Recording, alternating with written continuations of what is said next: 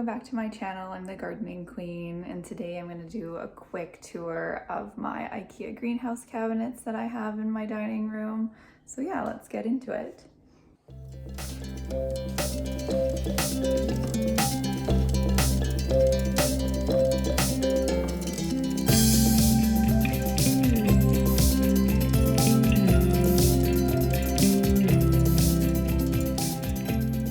Off, we're going to be looking at my Milsbo cabinet that I have here, and I didn't modify it like a lot of people have. I just kind of removed the glass shelves and just have it as one level in order for some of my taller, well, eventually hopefully they get taller, philodendrons to be able to fill in this space. So the goal is to have their moss poles kind of reach all the way up and have these big glorious philodendrons filling it up. So starting off, we have my philodendron melanochrysum. I got this from a plant friend in September of 2019, and they're from New York, and they actually ordered it from the Logi's website when they had melanochrysum available. I just walked across the border and picked it up, and the border guy was definitely very suspect when I came across with a bunch of rare aeroids at the time, and he just kind of looked at me like I was something else, but he let me go, and that's how I ended up with this melanochrysum, and I've ended up chopping it more times than I can count and selling cuttings, giving cuttings away, you name it. But this is one of the pieces I have left from that plant, and I don't grow them very well, as I'm sure you can see here, but we're giving it a shot. Moving on, next we have this Anthurium magnificum. I imported this a while from Tropical Plants of Ecuador, formerly known as Equiflora. Yeah, it needs to be repotted, needs some love, but it's in here. Next we have Philodendron squamicule, and this one had some spider mites, unfortunately, so you can see the damage here. But regardless, it popped out this glorious new leaf, and it is stunning. It also has really fun, let's see if it'll focus, fuzzy petioles. So it's absolutely stunning. Next, we'll move the melano, if I can, and get to this very, very sad, very sad looking philodendron patriciae, which I don't help your leaves. Please let them unfurl by themselves, because this is completely my doing. This poor plant has been cut up so many times, and I just never really loved it enough, and it definitely shows. So I just kind of stuck it back there, and I'm hoping that she'll eventually recover and, I don't know, treat me with a big plant one day. Following this, we have this. Oh, this plant I've been wanting for a really long time, and then finally my last Equiflora Tropical Plants of Ecuador import I did almost a year ago.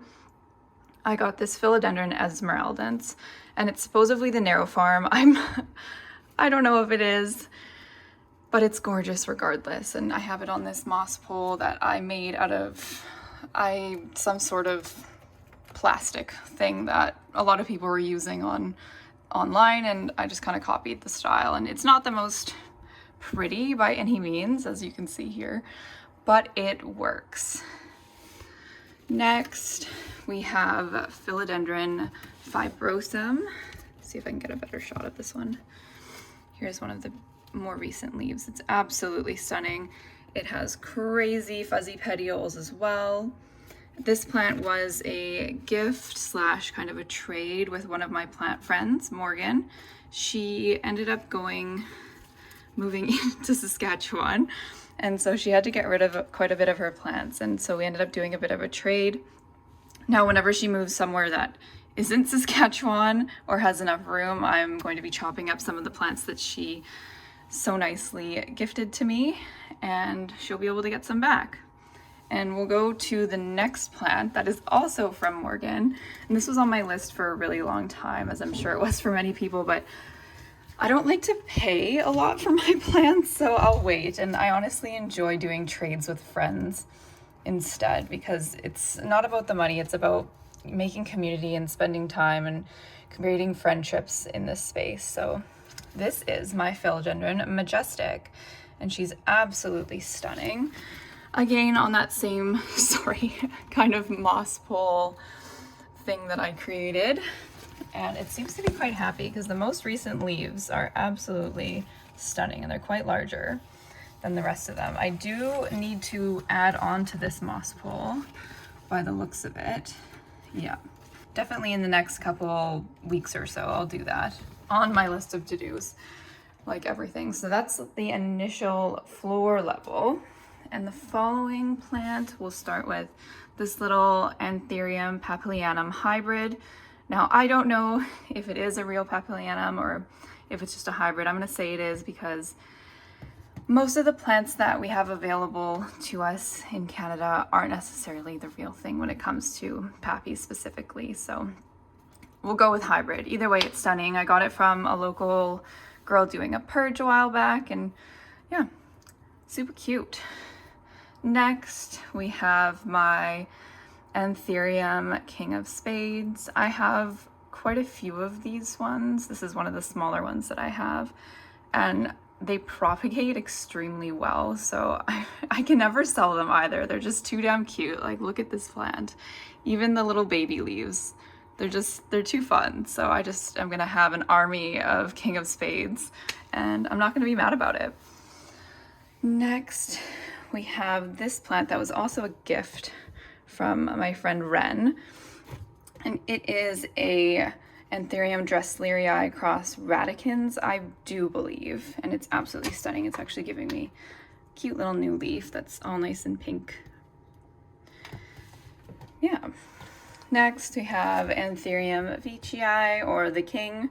He's not looking very kingly though, because it's just a little cutting that I grew from one of my imports, and unfortunately the mother plant of this did perish, which kind of is just the name of the game when it comes to some anthuriums, especially with importing. Like, I imported probably 4 or 5 Anthurium italicum, and they never came with roots, first of all, so it's not necessarily my fault, but yeah, they all died, which sucks.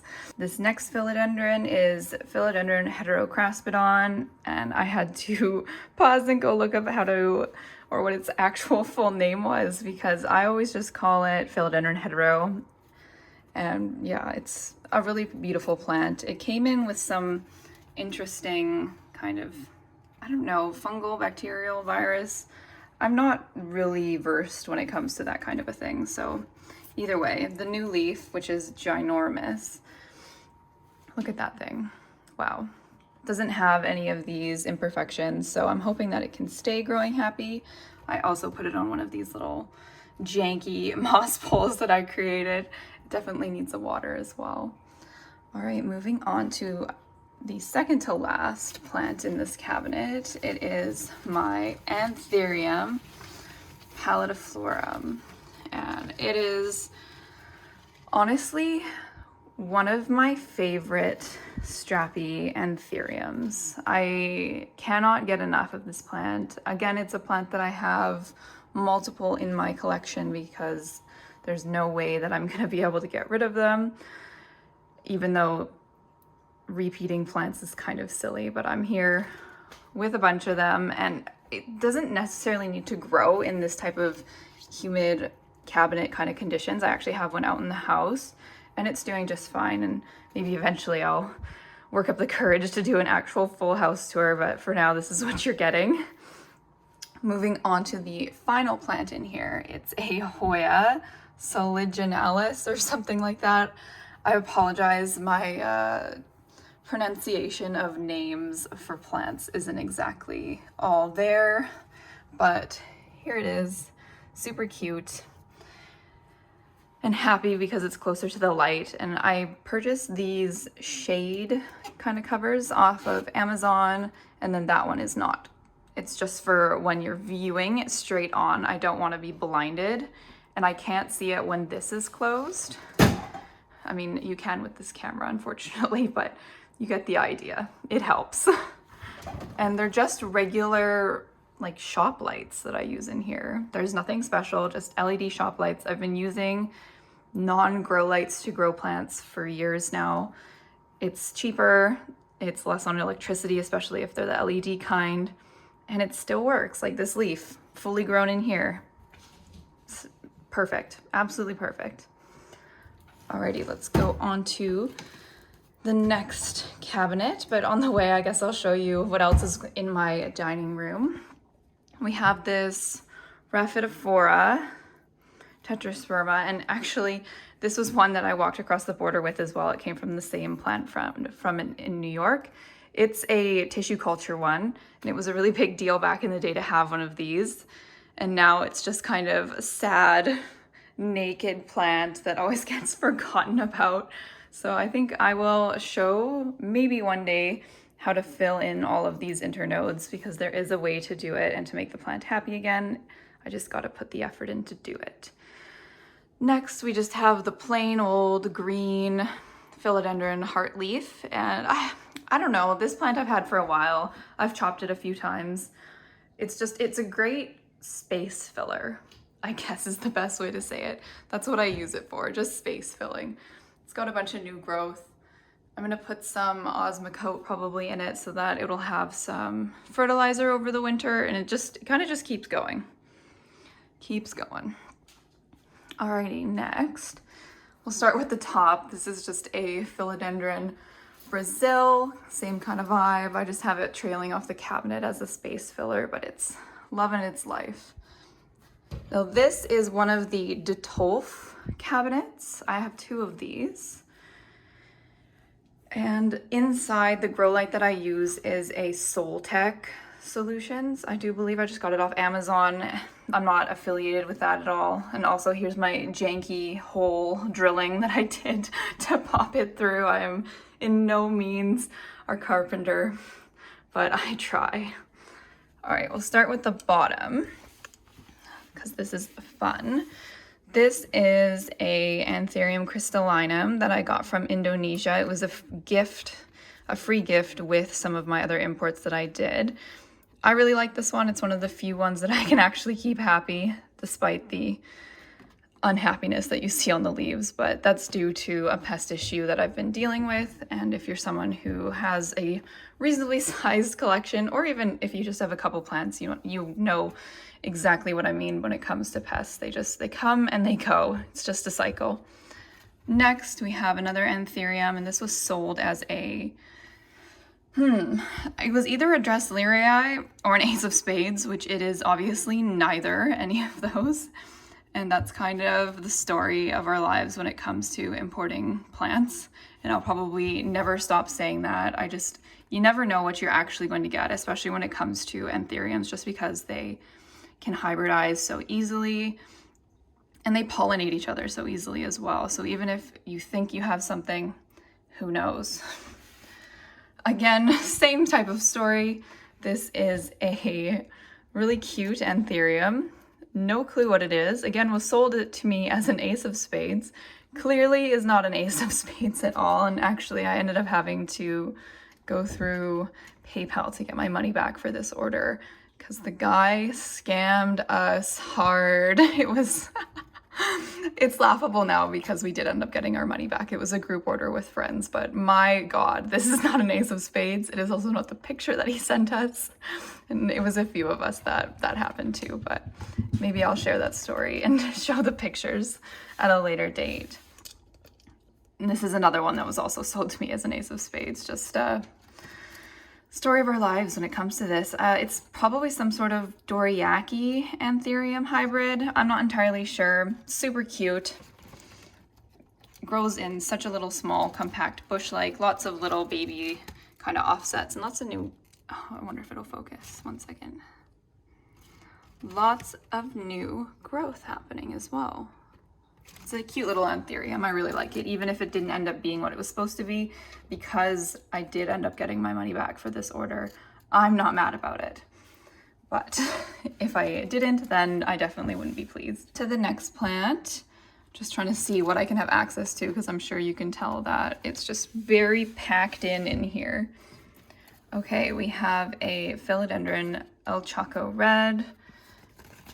Oh my God, because some of the Hoyas up there have been flowering, there is like dust and stickiness all over it. But look at the back of this leaf. That's where the name El Choco Red comes from. Absolutely stunning. Their new growth also comes in very beautiful. Really like this plant. It's one of my favorite anthuriums. I just wish that it was a little bit happier than what it is right now. To the back corner, I don't know if you can see it. We have kind of going, we're gonna have to go up. Philodendron glorious. So this is probably one of my favorite philodendrons ever, just for ease of care. It definitely doesn't need to be in this cabinet to be happy. I have one out in the house that has monstrous leaves and it's just doing just fine. It's just nice to have something to fill the space in here. My goals, I guess I should say, my goal is to not have all of my anthuriums and special import plants in these cabinets. It's nice to have them, obviously, for some of them that won't acclimate to house conditions very well, but my goal is to have them out in the house so that I can fully enjoy them. To the very back, we have another cutting of my melanochrysum. It looks like it's got a new growth starting there. Yeah, you can kind of see it, but it's not focusing. There we go, you can see it. There it is. So we'll see how that goes. I kind of forgot about it and it isn't dead yet, so that's always a bonus. I generally do forget about a lot of my plants because I do have so many and I know that that's not that great, but here we are. Next, this is Monstera spruciana, I think, and it's just, I don't know if you can see, but it's just got the most velvety, beautiful leaves, and it reminds me of that extremely expensive Monstera, that blue flame or blue Mark's flame, something like that. And I'll probably never have one until the price comes down, which may never happen because it's in such high demand. So here we are. I'll have my Monstera spruciana instead, and I love it. I love it. And it kind of, I forgot to water it. This is the story of my life. I forgot to water it. And so it shooted out this giant tendril that's just filled the top of this cabinet, and it's so heinous. But I will deal with that eventually. Story of my life, dealing with things eventually. Okay, moving up to the Hoyas that I almost passed over. This beautiful one is Hoya meredithii. And if I'm saying it wrong, again, I apologize. But she also has kind of velvety soft leaves. Very stunning. This was, I had it in my south-facing window in the front, and learn from my mistakes. Lots of Hoyas don't like full sun, even though maybe one day I'll do a Hoya tour up there, but a lot of my Hoyas are sun stressed. This one was really unhappy and it didn't grow at all. As soon as I moved it away and put it in this cabinet, it gave me this ginormous leaf and even flowered off of this peduncle as well. Next, we have a beautiful Hoya latifolia, and that's my hand for size. So this leaf is pretty damn big, and it's got a nice growth point. Ooh, and a cute little new leaf back there, if you can see. It's doing its thing though. So this little Hoya I forgot about and almost killed. It was somewhere else, kind of behind a bunch of plants, which is really bad because my ADHD really comes through when there are small plants tucked behind bigger plants. It does not exist in my brain, but it is living its best life in here. It's got a couple new growth points, and I'm sure it'll recover just fine now that I can actually see it. I don't remember the name, so I will be putting it in the video. This next one is another one that I tried in my house, in my south-facing window, but it never grew for me. Not entirely sure why, so I'm thinking that it had to do with humidity, possibly. But it is Hoya soligmanii. Oh my god. Oh, somebody help me. But yeah, it's got absolutely stunning, look at the difference. So yeah, here's a good example of sun stress, beautifully sun stressed, and this part of the leaf was being covered by another leaf. So these Soltech Solutions lights can definitely sun stress your Hoyas if that's something that you're interested in. It's pretty close to the light too, I won't lie about that. This one is like Hoya erythra something. I want to say erythromycin, which is an antibiotic. That is not what it is. But it is absolutely stunning. Like, look at those little pink splotches on this raisiny leaf. I absolutely adore it. Oh, it had flowers that are now dead. Oh, I'll probably have to make a video on how I actually truly feel about Hoyas, because it is a hot take. So yeah, that is this Detolf. And now on to the final cabinet, but on our way I'll do a quick little pan of what's on my little hutch here. This is a Sansevieria that I have no clue what the name of it is. It is so tall. I can't even touch it. My partner hates it because it is pointy, and he has most definitely been stabbed in the eye before, and to be fair, so have I. So it's kind of tucked away. It gets forgotten about here. It doesn't get that much light other than from the Soltech, because this is a west-facing window, and this is a north-ish facing. Oh no. Here's Maggie. She's trying to interrupt me and do something naughty because she hasn't had any attention lately, but she likes tags on things, and she's never messed with anything before, but of course, while I'm filming, she will. She's absolutely cute. And to be honest with you, all of my cats have never done anything to plants other than knock them over when they've been running and playing, which that's fair. The house isn't exactly built for cats, and they've managed to do absolutely amazingly despite. Okay, carrying on. So I've got my creepy little witch stuff that I've been collecting. This is one of many different shrines, but I've collected all of these little things and dried them because you never know when somebody needs to be hexed. And then up here we have my shot glass collection, which is kind of funny because in March or April this coming year, so 2023, I'll be 10 years alcohol free. And that's because my body decided it's not going to process alcohol or metabolize alcohol in the normal fashion. Instead, I immediately get alcohol poisoning. So it wasn't because I had a problem, it was because my body decided it didn't want to work properly, but it saved me a lot of money over the years, hence is why I've been spending it on plants. But yeah, that's my little shot glass collection from my travels. Going down here, just some wedding pictures, and actually my partner and I got married in July of 2021 and got published in the West Coast Wedding magazine. So that's our little spread. Some fairies from my childhood, because I've always been into collecting things, and my parents brought them down to me and I just kind of sprinkled them throughout the house. And this is a Sansevieria Moonlight is the cultivar. It's just a regular snake plant, but it has that really nice kind of moonlight coloring, or light green, kind of minty green. But when you give it higher light, it goes, oh my God, it's so dusty. It goes a much more like lighter green without the nice minty coloring. But yeah, that's that. And then the final plant outside of the cabinets is this Philodendron micans, which is just doing its thing.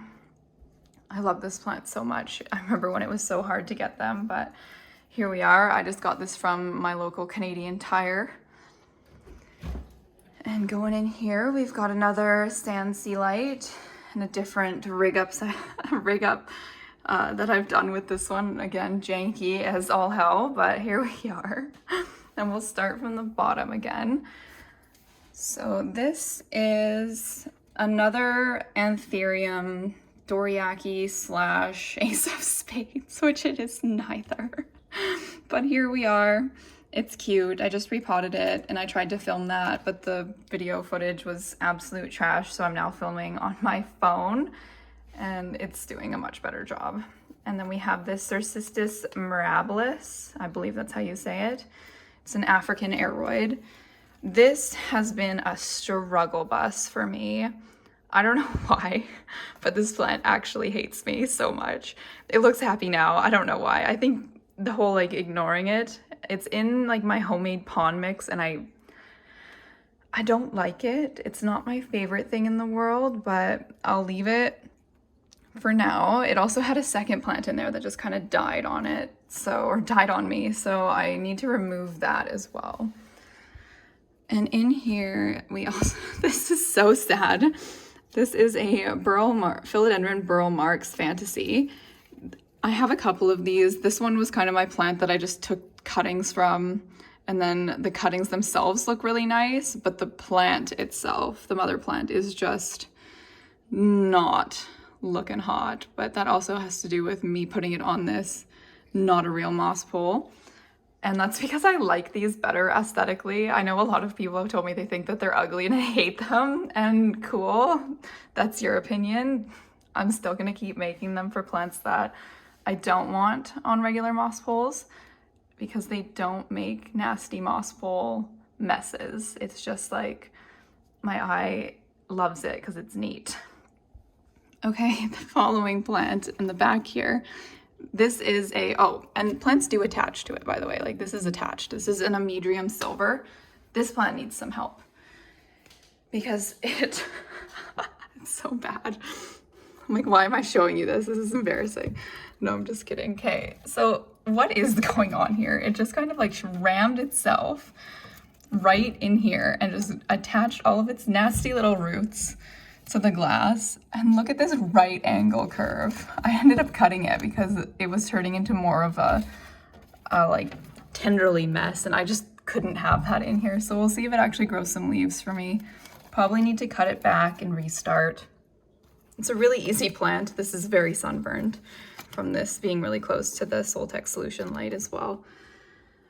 But yeah, that's the Medium Silver for you. And the one in the back here, we have Philodendron verrucosum, and this was sold to me as the dark form.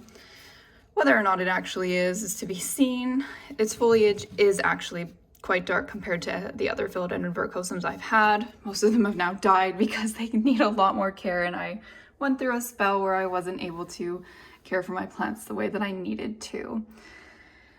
So here we are, left with this one, but it's still beautiful, and I'll probably end up picking up another verrucosum in the near future. I actually saw one at my local garden works, but it looked horrendous, so I wasn't gonna spend any money on that one.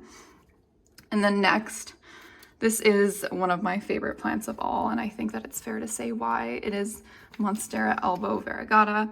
It honestly has some of the nicest variegation I've ever seen. Just like this pure white spot, and then it goes to this milky kind of minty color, and it's no means one of those mint monsteras at all, even though the price I paid for it probably would have been the same. But that's beside the point. I'm happy, and spend your money on what makes you happy, and that's all that matters. It holds on to its white coloring quite well, except for, as you can see here, this, again, I need to make a video on what my real thoughts on Hoyas.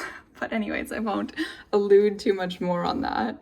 It's such a stunning plant. I got it as a fresh import, so it didn't grow its leaves or roots for a really long time. It kind of just sat in water, and I just prayed to whatever god is out there, the plant gods, that it would not rot on me, and it didn't. And look at this, like, look at this leaf. I'm dead. It's stunning. I got a little bit of an anxiety attack when I pushed this out a couple months ago. Like, this is not what we want. This is how you die, and it's already gotten a little brown because of something in here that I won't talk about anymore. But yeah, here's another one. This is the most recent leaf. Absolutely stunning, and it's growing another one. Very exciting. It actually needs to be repotted. It's also in my homemade pond, and again, I don't like that mix as much as I like other substrates. I also think that I might give it a real moss pole just because it has so many of these bloody roots. It might work better for them to be tucked away. And the final two plants, the first one is a cute little Hoya that I have no clue what it is. And if you know, please tell me, because I do not remember. I clearly just don't care enough either, but it's super cute. And it's got a little peduncle. Okay, this is Hoya obscura, and it sun stresses absolutely beautifully. this is what a green leaf would look like. It's not as nice. You definitely want this plant to be sun stressed if you're gonna have it. And it has a bloom that is opened. You can see those. You're lucky you can't smell them, that's all I gotta say. They are foul. Yeah, that is the tour of my cabinets and the plants that I have within them. I guess the last thing I can mention is I did put weather stripping on these so it holds humidity a little bit better, but there is a vent under this hutch, so the air kind of blows out and it ends up cooling these a little bit more or heating them a little bit more, which means that they get drier and humidity isn't as great as I'd want them to be. Regardless, the plants still seem to be doing okay. Definitely need to add a few things to them, but I'm pretty happy overall with how they are despite my lack of care over the last little bit. Well, I hope you enjoyed my quick little tour of my dining room plants that also included my Ikea cabinets. If you have any questions, let me know. I'll try to answer them. This is my first video in a while, so it feels a little awkward, but wanted to share because I absolutely love plants and will continue to be sharing them on my Instagram. If you want to give that a follow, it's at the Gardening Queen. Yeah, so thanks so much for watching. And if you want to see more content, please let me know. And if you're interested in anything in particular, feel free to drop a comment. Yeah, thanks so much. Bye.